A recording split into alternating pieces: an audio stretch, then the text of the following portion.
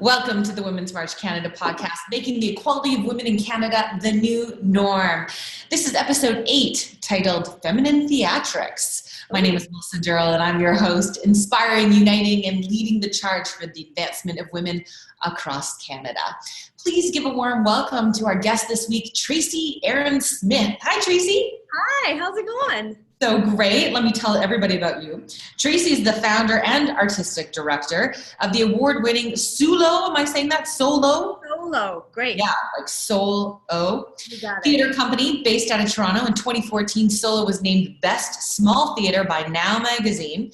Tracey brings her spectacular one-woman shows like The Burning Bush and Two in the Bush with her across the country to delight her audiences. Tracey also teaches classes on how to become a successful one-person show. So you are all about being solo, Tracey. Right. Exactly. What do you have against other people? Right. I've been asking my shrink that for a long time. Like, what's me about other people? No. The irony is I'm all about the one-person show, but I do it collectively. Okay, cool. Tell me how that works. So, when people work with me, there's usually 6 to 10 people in a group, and we work together over 10 weeks, and people share their stories within the group and get to know each other. I have a bunch of exercises that are writing exercises, improvisation, characters, and it's quite personal and it's quite revealing and it's a lot of fun. And then by the end, each person creates a polished 10-minute one-man or one-woman or two-spirited show. I love this because I think, I talk to a lot of politicians and feminists and people who are doing really amazing things in this world, and arts is often forgotten, but what you're doing is really communicating about, often the tough topics, right? So talk to me about some of the issues you've tackled through solo or one-act plays, I should say. What a fantastic question. I mean, in the 15 years that I've been doing this, there really is not a topic I haven't heard. Really? And if we're going to jump right into it, the hardest topic that I tackled personally was that in 2010, I lost my father to suicide. Mm-hmm. And before I was even over the initial shock and definitely not over the grief, I started to write about it. Mm-hmm. And a good friend of mine came over to my house. She brought some food. She opened her laptop and she said, just talk, just tell me stories. And I paced the kitchen with the tears splashing on the linoleum and just shared stories of my father and I when I was a kid and the camping trips we used to go on and the crazy stuff we did up until the last few months before his life ended when I knew something was terribly wrong. And I took that raw material and I created a full-length one-woman show called Snug Harbor. And after each performance of Snug Harbor, we had a talk back, a Q&A with the audience. And it was incredible, the level of that people revealed in terms of their own suicidal ideation, friends they'd lost to suicide. And the most moving experience I had was a woman came up to me, but younger than myself, and she said, we're very worried about our dad. We're very worried about my dad. And then the next night in the front row was a couple in their 60s. And they came up to me afterwards and they said, we are here because our daughter told us about your show. Oh, wow. I just got goosebumps. It was such a moving, powerful thing, if I could have just a little bit of an effect on that one family, it was so worth the process of bringing up the story and telling it. Mm-hmm. Because there are very few taboo subjects left in the world, but suicide is definitely one of them. Yeah. I mean, I think things have changed with all of, around mental health. And I think that we're actually starting to chip away at that old mentality. But it takes the artists really to make it, amenable, spongy, so we can start to have those conversations. Otherwise you're just on a brick wall, right? That analogy? I totally agree with you, and I would add to that because 50% of the people I work with are not professional actors or artists. Really? Yes, and it's part of one of the best parts of my job because when you're telling your own story, you don't need to be a trained actor or director or playwright. And what I do is I'm there as a guide, as a dramaturge, as a midwife to help you shape the story so that we can find the truth in it.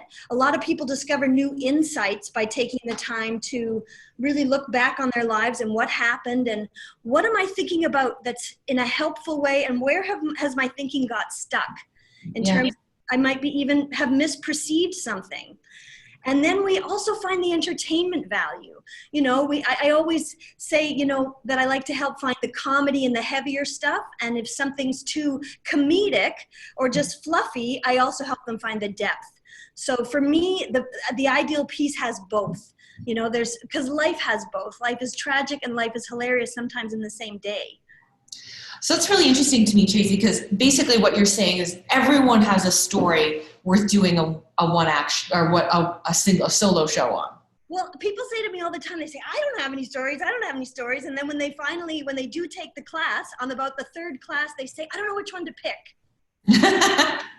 When you sit people in an environment that's safe and encouraging to bring these things up, people are shocked. They're like, oh my God, yeah, there was that time and there was that time. And then they have like a buffet table of things to choose from. Yeah. So what makes a good show, do you think? Like, just for all of our viewers, what would you tell them if they were thinking about it? Why do you think they should do it? Why, and also how would they do it? Okay. Such great questions. Let me unpack some of that. Okay. So why should people do this? And I'm not speaking in theory. This is 15 years of watching thousands of people talk about their life stories on stage. Awesome. Yeah. You learn about yourself.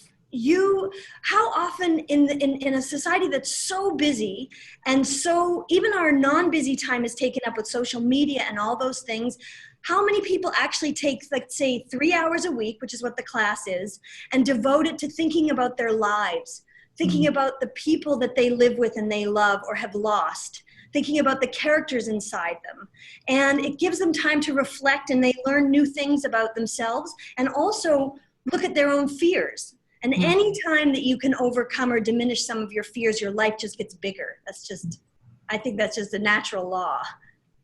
So talk to me about the people that come into your class, what they look like, and then after your class, what they look like. Do they actually look different, or are their auras different, or whatever it might be? I'm going to start taking before and after pictures. Okay, yeah, you should. And you know, they sometimes have those aura cameras. Yeah. I will totally rent one of those. Like the purple aura. Exactly. But I would say if I had to describe it without the benefit of before and after pictures, I would say people come in almost what I'm doing right now, sort of contracted, a little bit apprehensive, skeptical, which totally makes sense. Most of them have never done anything like this before in their lives. And then as the process goes along, the shoulders drop, the breath gets deeper, the eyes get brighter, the smiles come out, and their listening skills. I mean, you're not only sharing your heart and soul and hilarious stories and painful stories, you're listening to 6 to 10 other human beings who you've never met before in your lives start to peel back the layers of who they are, what they've survived, what they've been through. And so in a way, it's a master class of life, because these other people are almost like the textbooks that you're learning from. And we all need secrets and tips on how everybody is surviving out there. Yeah. Do we ever? How much, when I think about this, do people come and watch them afterwards? Like, is it once they finish the course, you put on a show and everyone does their stories? How does this work? That's exactly what happens. So we work together for 10 weeks, meeting once a week. And the shows evolve. And then we have a dress rehearsal where we add in the lights and the sound and the props and the set. Yeah. And then we have a performance. And they're always sold out. I usually do them in this cute little theater called the Red Sandcastle in Leslieville in Toronto. And they're always packed. It's always standing room only, because it's friends and family of the people in the show. But it's also my grads from over the decades now, almost, it's 15 years, decade and a half, that want to see what the next cohort has done. Like, they know the process and they're like, oh, what did these new people do? And how did they get through it? And so it's always packed, and it's very moving. It's really a community event. Yeah, I like one of the things I was thinking about, like content. So, I mean, really, it's really about great content, and the medium is communicating. But in a digital age where we're so used to consuming things online or at our leisure, you're getting people out of their homes, out, in the snowy cold, and into your theater. So, I mean, what is it what are you doing that's bringing people out? I mean, the theaters, it's having a tough go these days because I can't Netflix it, right? So, but yet it's still an important piece of what we're doing in society. So tell me about how you're getting people out. Oh, you nailed it. I mean, that is the dilemma, right? So, but no one's ever asked me, how am I doing it? And I would say it's because the offering is something very real. It's lived experience from the human being who went through it. And the stuff is so honest that you're peeing your pants laughing, you're crying along with a stranger's story. But when you get deep enough, the human experience is very similar for all of us. Our dreams, our hopes, our fears, our pain, our insecurities are so similar. It's almost boring. And yet, very often at the end of a show, strangers will come up to one of the participants with tears in their eyes and say, "Thank you. You said things I've been too terrified to say. Thank you for your courage of talking about a subject I've been hiding for years." And so I think that that's a certain medicine that goes into the audience and starts to unlock people's truths so they can begin to let it out and heal and move on with their lives. What a gift. What a gift for Toronto. What about the rest of us across this country? Is there any way you can scale this? Well, I have taught from Vancouver to Halifax, San Francisco to New York, Israel, Florida. And I will travel anywhere people are like, yeah, let's do that. So This is my life's passion that I created, like I said, 15 years ago. And I plan to do it until they wheel me out and I can barely talk because I love it so much. That's very cool. So what are you doing? When I first clicked in to see you, you've got a whole bunch of flags behind you there. Playing Name That Flag. So what are you doing these days? Okay, so I am at an organization today, all day today, called Culture Link in Toronto, which helps when immigrants and refugees first land here. It helps get them sorted and gives them a community and help in every area that they need help. Amazing.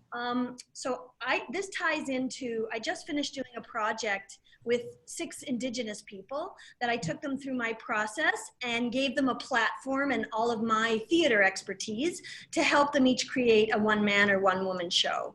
And that was put on at Soul Pepper in Toronto. And then last year I had a gentleman in one of my classes. He's a Syrian refugee. And also hilarious, always wanted to be an actor, but being an actor is so looked down upon in Syria that he sort of buried the dream. But when he came to Toronto, someone he met in Turkey said, "You need to look up Tracey Erin Smith." And so we met, and I was like, he didn't have any money, so I said, "Come, I'll just sponsor you for the class." And everybody fell in love with him, and he was so friggin' hilarious. And so after I finished my work with the Indigenous group, I thought, my next project, and the reason I'm here, is we're applying for a grant, Culture Link and I, so that I can work with a group that's half Indigenous people and half newcomers, so half immigrants and refugees. Right. And my vision... perfect. The people that started our country and the new people that are coming in. Like, what a beautiful mix. Love it. Exactly, like the earliest and the latest. Yeah. And I want the descendants of the first people, the Indigenous people, to share what is their true history on this land, and what are their lives like today? What are they still fighting for? What's working? What's changing? And then for the immigrants and refugees to say why they're here. Because I'll tell you, nobody lives in their country and is like, "Oh my God, my life's amazing. I wonder what Canada's like." You know what I mean? Like, if you are an immigrant or a refugee to this country, for the most part, it's because something has pushed you out. You're fleeing. Yeah. Nobody's gonna, that's the one thing. As beautiful as given the choice, most people would stay in Syria, right? Like, they want to stay in their home country, but they're forced to be here. And I think I love that idea that they get to talk to our Indigenous people, because, the one thing I always, I love speaking to Indigenous people is They love the planet. They love Earth. And Canada is such a beautiful, our natural resources. And, this is a place where we should be worshiping, the earth and the ground and the air, be so grateful and thankful. And that's part of Indigenous culture. So what a beautiful way to welcome people here. I love that you're doing this. This is amazing. Thanks. I'm excited. So we're going to, obviously Women's March Canada goes across the country, and oftentimes we try to talk about equality. Mm-hmm. And I know for a fact that in theater, in fact, I think there was a researcher, Rebecca Burton, had adding it up, the status of women in Canadian theater. And she said that more than half of theater goers are women, yet roughly only a third of women hold key positions in artistic or working directors or playwright roles. Mm-hmm. So you live this space, this industry. What's going on in it? Okay, well, in my own personal experience, so I started out as an actor. I trained as an actor, director, playwright for 11 years. And then I was working in the industry, and I was one of the few that was making my living. But for me personally, it wasn't enough. It wasn't enough to be auditioning for TV shows and doing Shakespeare, because the thought that I had was, if I'm going to be standing on stage and night after night in front of 500 people, I personally want to have some input into what I'm saying. Mm-hmm. You know what I mean? I didn't want to just be an interpretive artist. I wanted to be a generative artist. I wanted to generate the material and thoughts and stories that I was sharing.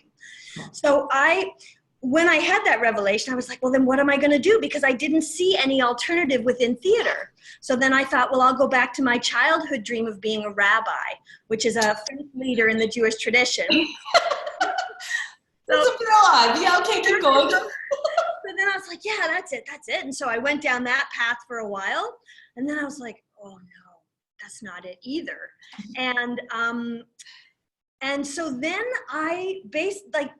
what I did was I invented my calling. I combined the most transformational, community-minded aspects of theater with what I think are the purest and best aspects of religion or spirituality. And I put them into solo theater. So all that to say is that I didn't try knocking on the front door to climb my way to be an artistic director of an existing institution. I started solo theater, put the title on my forehead of artistic director, and just went for it. So, you can complain that there's inequality for women, and definitely those are the facts.